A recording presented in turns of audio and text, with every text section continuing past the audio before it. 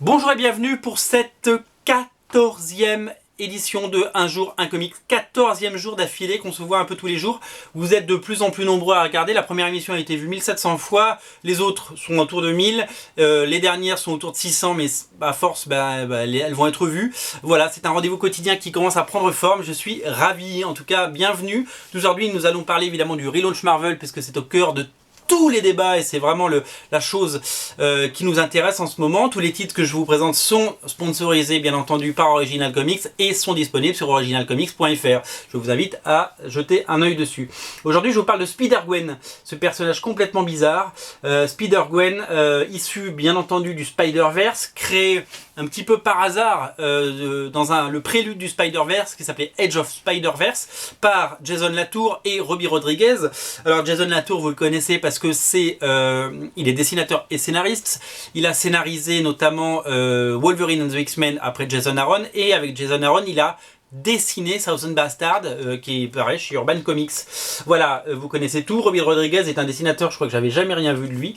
Voilà, il a un style très particulier, je vous invite à regarder, mais qui va très très bien sur la série Spider-Gwen. Alors Spider-Gwen c'est quoi? C'est le Spider-Man d'une autre réalité. C'est-à-dire que dans la réalité dans laquelle Spider-Gwen existe, Gwen et Peter Parker vont à la sortie scolaire où Peter Parker s'est fait piquer par l'araignée radioactive, et c'est pas Peter Parker qui se fait piquer, c'est Gwen. Donc elle devient Spider-Gwen, et ce n'est pas Gwen qui meurt dans les bras de Peter Parker, mais l'inverse, Peter Parker qui meurt dans les bras de Gwen.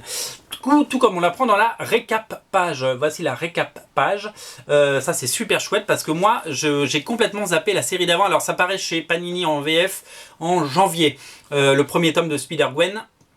Donc ça, ne le ratez pas. Il paraît en janvier, et voilà, moi je vais pouvoir raccrocher les wagons parce que j'ai lu ça sans avoir lu ce qui se passait avant. Qu'est-ce que je peux vous dire dessus? Du coup, alors ça c'est le numéro 1. Il y a un numéro 0 qui sort le mois prochain avec le numéro 2. Le numéro 0, c'est le numéro 0 de la première série, c'est-à-dire que c'est les origines, c'est le Age of Spider-Verse 2. C'est un peu compliqué, hein, qui est devenu un Spider-Gwen 0. Et qui donc voilà, qui vient se coller avant la série.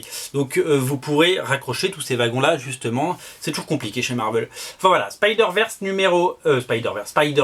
numéro 1. Donc l'arc s'appelle Radioactive. Le style de dessin est très chouette. L'écriture de Jason Latour est plutôt pas mal. Il faut aimer les couleurs, il faut aimer l'univers. C'est très indé. C'est très on dirait un comics un petit peu indépendant, justement. C'est fait très, on dirait ces comics de Brian Wood, sauf que c'est pas chiant comme un comics de Brian Wood, c'est plutôt inspiré. Il y a pas mal de flashbacks, de séquences de flashbacks de Gwen avec Peter au lycée. C'est vraiment, alors c'est très culte aux États-Unis. La première série a eu un succès absolument incroyable, puisqu'ils en ont vendu des dizaines de milliers d'exemplaires, là où personne n'attendait ce titre. Et la deuxième série devrait marcher tout autant, puisque c'est une série très très attendue, et c'est une série qui marche très très fort sur Original Comics. Je vous invite vraiment à ne pas trop tarder à la découvrir.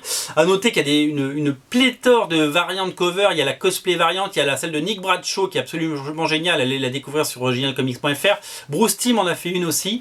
Un gros travail éditorial et un gros travail pour évidemment s'assurer des très belles ventes chez Marvel. Voilà, la série a un bel avenir devant elle, et voilà, Marvel voulait féminiser vraiment son univers parce qu'ils n'avaient pas assez d'héroïnes, donc ils ont transformé des héros en héroïnes, comme Thor qui maintenant est une femme.